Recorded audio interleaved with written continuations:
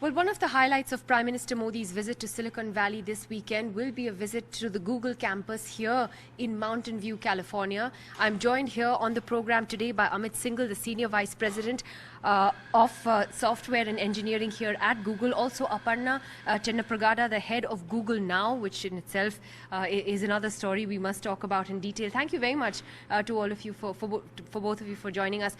Mr. Singhal, Sundar Pichai put out a video message for Prime Minister Modi where he talked about a revolution taking place in India. He talked about digital India. Firstly, in terms of what Google expects from this visit, what do you think the message will be to India and to the Prime Minister? So we are really excited about digital India. Google has been in the business of bringing information to everyone on this earth. And one of the challenges of doing that is everyone in India or everyone in the world should be connected to the internet. And Prime Minister Modi is working on connecting every Indian citizen to the internet that would allow everyone to find the information that they need. Everyone in India would have access to the same information that the Queen of England has or anyone else privileged in the West has. And that would allow them to live a far better life, improve their lives, their families' life, their communities' life. We're really excited about this visit because Prime Minister Modi has put this vision of digital India, and I believe that's the right vision. And working with enterprises like Google and other companies, we can bring to every citizen in India a far better quality of life through digitization. So, Aparna, one of the interesting things that Sundar said was that he thinks that in the next few years, 20 million small businesses, 50 million Indian women would get online for the first time. That's a pretty staggering statistic, and that's quite amazing. Do you think that that would realistically be possible in just a few years?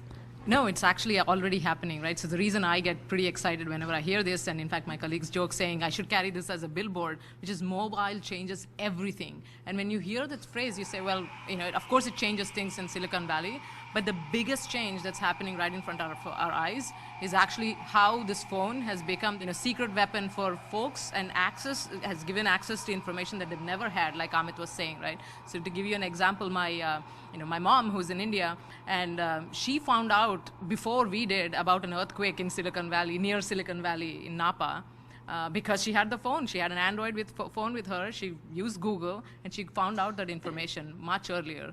And so to me, I think getting both businesses coming online and underprivileged and like people with previously no access to information coming online is the biggest change that's happening right in front of our eyes. And one thing I would add there is that unlike the first revolution with the World Wide Web, which I was part of, and I worked in one of the startups that made the first internet faster, what I see as a bigger change here, which is the reason the Digital India vision is exciting, is that it's an order of magnitude more people, right? Somewhere next year, the 20th billionth phone will be sold in the world. So we're talking about more than 3.5 billion people with phones, doing things that they never did before, right? So my mother orders a cab through Ola Cab. She buys books. She talks to the sabji wali. So it's completely different from what we've seen in the past. And I think you nailed it when you said it's really about the mobile. And interestingly, we're sitting here in the cafeteria, which is why you hear, I think, coffee being made and dishes being thrown around a little bit, but you have a nice pool table and people playing table tennis as well. But coming back to what we were talking about, what are the difficulties though? I mean, Digital India is a big idea. It's a great idea. Sundar talking about these targets is a great idea, but there are huge infrastructural difficulties that India faces with regard to digital connectivity. So what do you think are the big bottlenecks right now that we need to work on?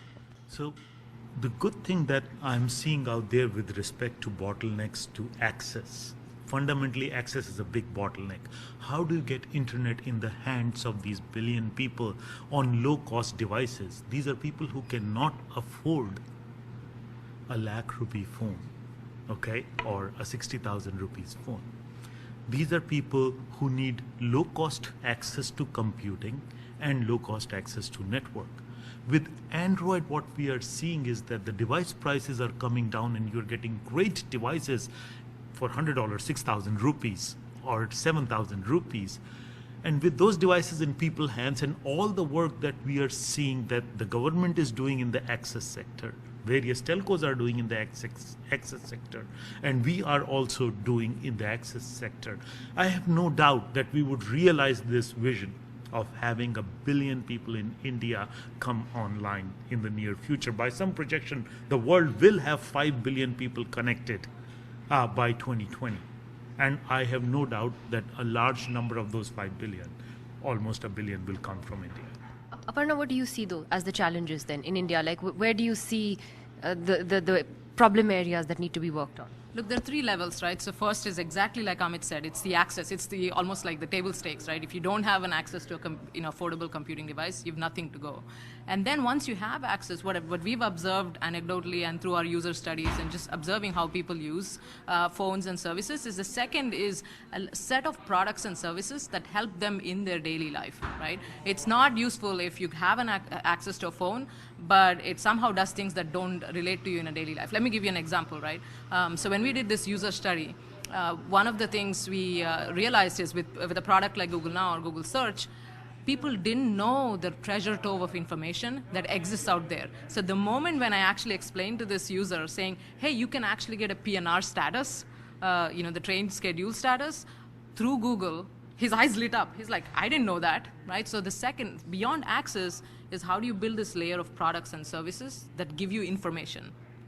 Then after that, the third layer I think about is how do you actually enable, an ecosystem of services, right? This is where there's a very rich startup scene in India, and I think it's great for Google, great for the ecosystem as such. But how do you foster that level of innovation where new products and services get built and get used by people? And so where does the government come in? What do you need the government to do in order to enable this to happen? I think it's both public sector and private sector. One of the things, and in a way, US is a good example where there's obviously like a lot of support from the public sector in terms of fostering entrepreneurship and innovation, and the Valley is a great example of that, right? Where much of the research that it's a foundational work for the internet actually was funded by the government. But then the other part that's as important, and you see, at least personally, I start to see signs of it. I mentor a few startups in India where you start to see the private sector and a bunch of folks kind of taking that entrepreneurial leap and saying, how can we build services and products that actually solve real user problems, right? That's as important in my opinion. All right. One of the big issues when it comes to the internet, of course, is user privacy. There was a report that I think Google itself had taken out last year where it said that after the United States, the Indian government had the maximum number of requests when it came to data on users.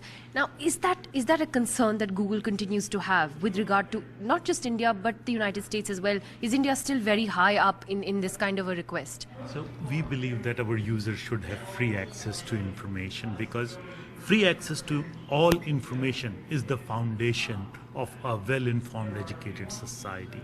Now, various governments have various reasons to request information from us, and we have to abide by the law in every country that we are in, and that's what we do. But we fundamentally believe that governments would have a far better society if they keep the information and access to information open, because putting those barriers may prevent the next Google from happening in that country, or the next better company being built in that country. So in general, it's in everyone's benefit, the governments, the citizens, and the companies involved, to have free, open information available to everyone. But do you continue to get a lot of requests from the Indian government to remove content or ask for user data? Do you have any statistics on that? I don't know. So all the requests that we get from various governments, we publish in the transparency report that you can find out there. We make it open and transparent. This is what we are getting from the governments and other entities. Yeah, I mean, I have last year's statistics, which said some 2,794 requests by the Indian government from January to June of 2014. So that would be, that's a fairly high number, and the United States actually leads. That's what people don't know, that the US leads in terms of these kind of requests. So, how do you see that? I mean, are these all security related? Are they all related to security or what?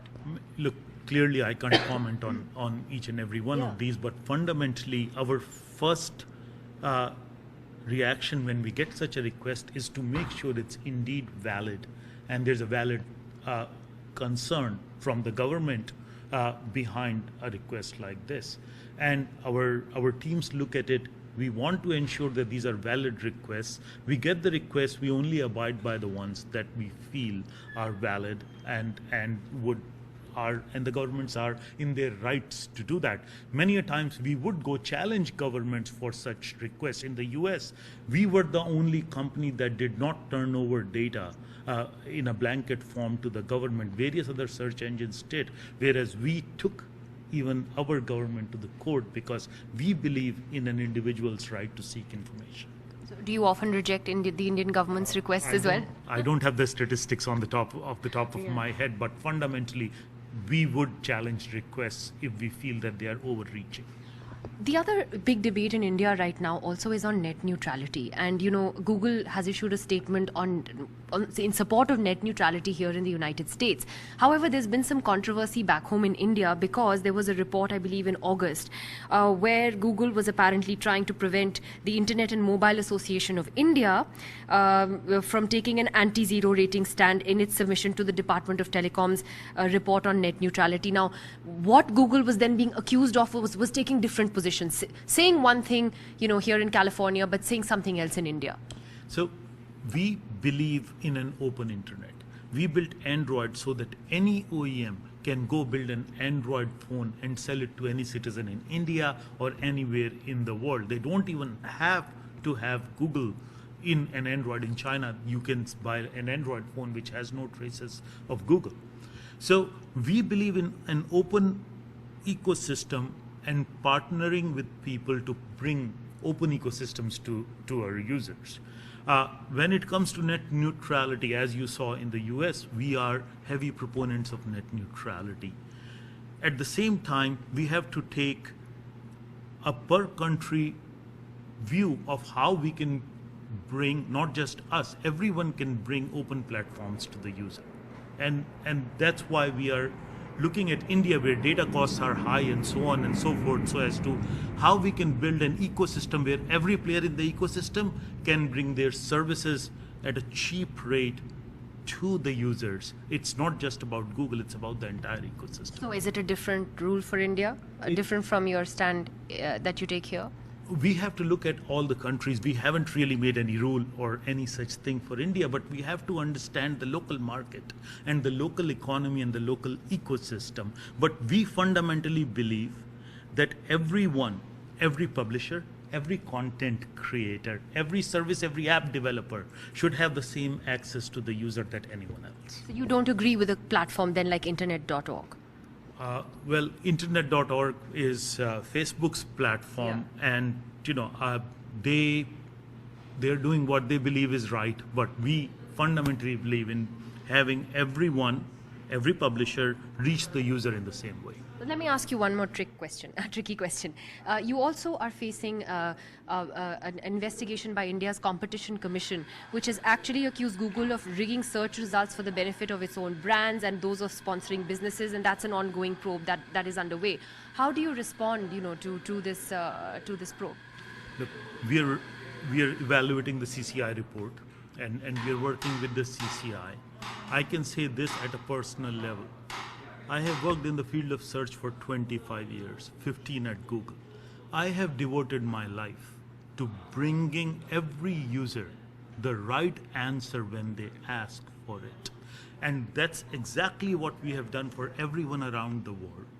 And we continue to do that, and we will keep continuing that. When you look at search, our job is to give users the best answers. When it comes to Google, there's a clear separation between content for like advertising, for which we have taken money from someone, and the organic search results. Every time we take money from someone to put something on the page, those are our ads, we clearly mark them in a user visible way, saying this is advertising and that is not advertising. Now, no matter what anyone does, they cannot pay Google any amount to influence the non-advertising part of search result page. This entire search team has devoted their lives to that mission, and we continue to do that, and I have no doubt that we have done right by the user for the last 15 years that I've been here and responsible. and we have abided by every law when it comes to running it. We run it with utmost integrity and passion. Well, that the Competition Commission of India continues to hear that case. Let me though ask you, Aparna, also on the rise of Indians in big companies like Google, and that's something that's really interested people back home, especially after Sundar Pichai took over. You have Satya Nadella before. What is it about Indians like yourself who end up really succeeding in these big giant tech companies? I think your name has to start with the letter S, though. I'm kidding. Sundar, Satya. But I think, I can't speak for everybody, but personally, I think of like 3 big factors that I see as influential in terms of whatever way I can contribute. One is my unabashed pride in having gone to IIT Madras. I think that's one of the key factors I attribute to, and not just because of course, like the theoretical computer science that I learned there, but actually in terms of like thinking about problem solving and having this framework for problem solving that I can throw at, of course, solving the technical problems, but also, solving team problems, market problems. So that's one factor I see, just the foundation of Indian education system, and I don't mean just IIT, but like as such, the Indian education system, right? I think it's underreported, underemphasized. It's a really big factor for many of us here. The second factor I think of as, it's not again specific to Indians, but I think this notion of really focusing on results, and that's something at the risk of again like sounding too highfalutin, like right down to the Gita, right? They're talking about just like focusing on making sure that you have the right effort and like the results will take care of us itself. I think that is one of the other factors that you see common, and again not specific to Indians, but you see that in a lot of Indians. And then the third factor I think about is the Valley's sensibility.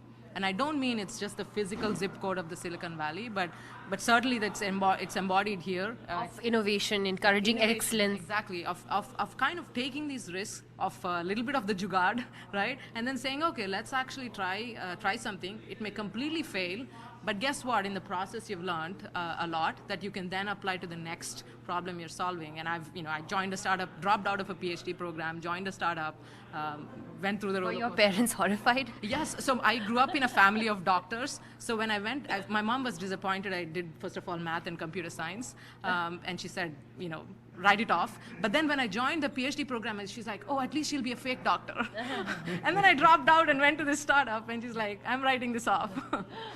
No, what's also interesting though is that you hear stories of now a lot of Indians going back home and getting into the startup business, and especially in Bangalore, and so they are looking at opportunities back in India as well. Do you think that more and more Indian techies do see India as a favorable destination, that there's an advantage to going back home, and that maybe that an environment is being created there as well?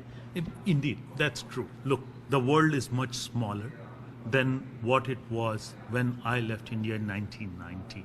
Today, I go to India multiple times a year. It's just so easy. And at the same time, India is booming. You go to India, it's a vibrant country. It's full of energy. My nieces and nephews, they live in an India that I wouldn't recognize if I had gone 20 years later. Fortunately, I went every year. It's a vibrant place, so techies and all entrepreneurs alike, rightly so, are saying, hey, there's so much opportunity, there's so much to be done in India, maybe I should. And that's a great thought. So what I love about this modern, small, shrunken world is that the Valley and India are getting closer and closer. I go to Bangalore multiple times a year, I have family there, and I see that the difference that there was between the Valley and India 25 years back is far small and evaporating by the day. And that makes me really proud and joyous. All right. Well, it was a pleasure to talk to both of you on everything from Google to Silicon Valley and to your mother's. I'm sure now she's very proud. Is she proud today? Yes, she better be. All right. Thank you very much, Aparna and Amit Singhal. It was a pleasure talking to you. Thanks very much for joining us. Thank you.